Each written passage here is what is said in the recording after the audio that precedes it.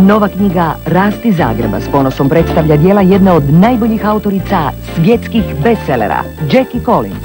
Ubojita privlačnost, ljubavni, seksi roman govori o ispreplitanju životnih putova glavnih junakinja. Svijet je pun razvedenih žena. Vrlo uzbudljiv roman o blještavoj sceni super zvijezda.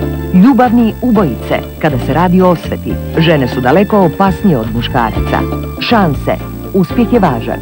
Slavna autorica nadmašila je samu sebe opisujući svijet koji najbolje poznaje, gdje ljubav ne znači ništa i gdje je seks jedino oružje. Mira Vučetić, autorica je priručnika Hrvatske slastice i torte i maštovite knjige Ja sam mala kuharica, napravljene posebno za djecu. Možemo li svečane trenutke zamisliti bez slatkog jela? Knjigom Svijet halucinogenih droga autor Ljubiša Grlić pokušava današnje društvo što bolje upoznati sa svim negativnim djelovanjima droge na naš organizam i na našu svijest. Nova knjiga Rast.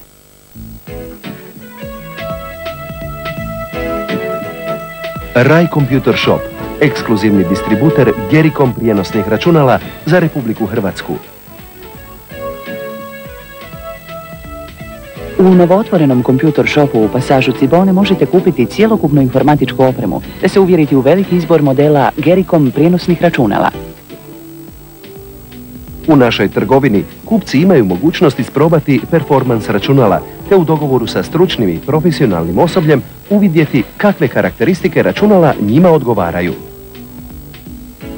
U Rai Computer Shopu kontinuirano traju akcije u kojima povoljno možete kupiti cjelokupnu informatičku opremu.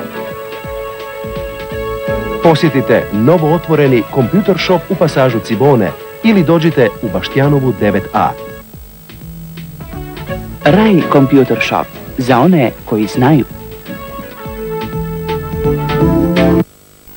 Izdavačko poduzeće Cipetić vam predstavlja svjetski bestseller američkog profesora Ralpha Ippersona Nevidljiva ruka.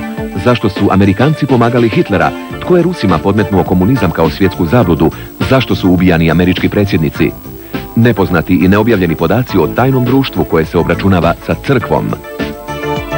Knjiga Ja poznajem te diktatore engleskog publiciste Warda Prycea koji je imao rijetko priliku da izbliza promatra i ocjenjuje Hitlera i Mussolinija. Intimna ispovjed Hitlera, zašto sam zamrzio Židove. Bez Rima kršćanstvo bi ostalo samo nepoznata sekta istoka, izjavljuje Mussolini.